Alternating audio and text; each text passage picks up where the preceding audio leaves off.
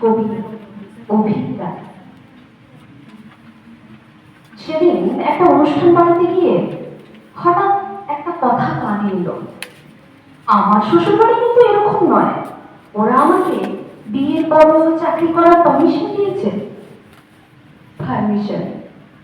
ছোটবেলা থেকে রোজ স্কুলে গিয়ে পরীক্ষার সময় রাতের পর রাত জেগে পড়াশোনা করে বাসে ড্রামে ধাক্কা ধাক্কি করে কলেজ পাশ করার পর একটা মেয়ের ভবিষ্যৎ আজও নির্ভর করে শ্বশুরবাড়ির একটা পারমিশনের উপর, যা না পেলে তার এত বছরের পরিশ্রম মুহূর্তে ফিরিস না।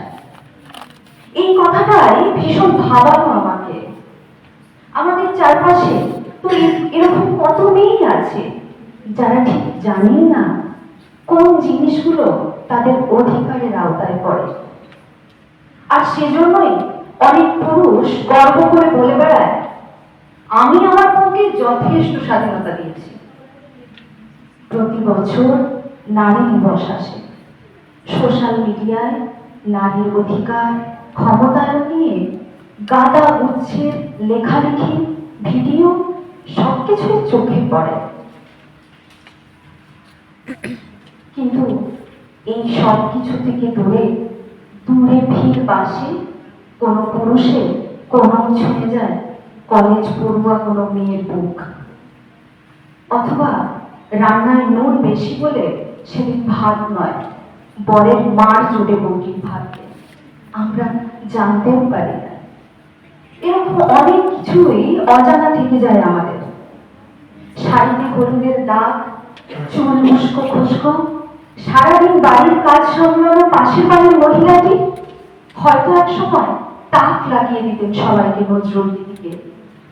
কিংবা রোজ সকালে যে মেয়েটা চুড়িদার পরে 6 টাকার কেক খেতে খেতে সকাল 8টার বাসে অফিস যায়, সে হয়তো এক সময় স্টেট লেভেলে বাস্কেটবল খেলছে।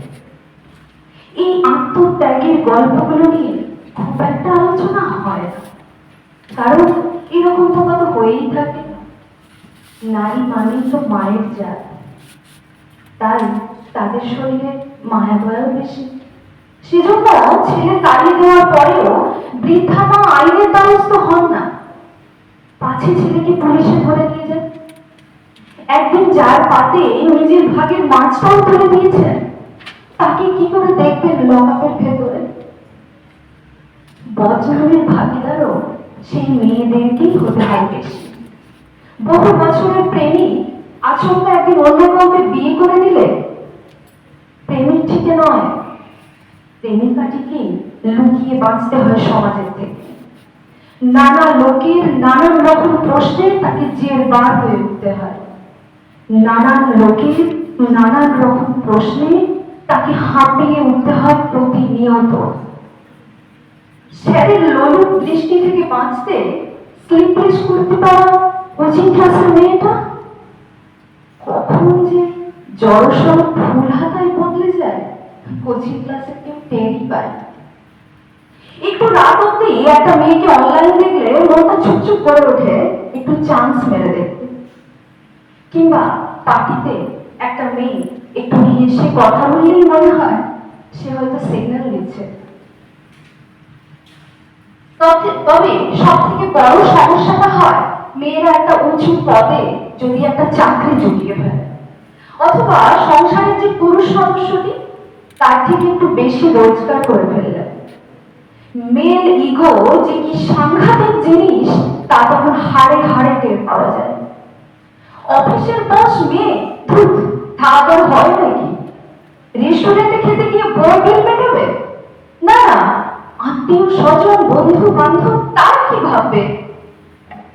এত দূর তো তবু ঠিক আছে, মেনে নেওয়া যায়, কিন্তু সব থেকে খারাপ তখন লাগে বলুন তো, যখন নিজের যোগ্যতায় নিজের ক্ষমতার জোরে সাকসেস পাওয়া একটা মেয়ের পেছনে কিছু কিছু লোক বলে ওঠে, দেখো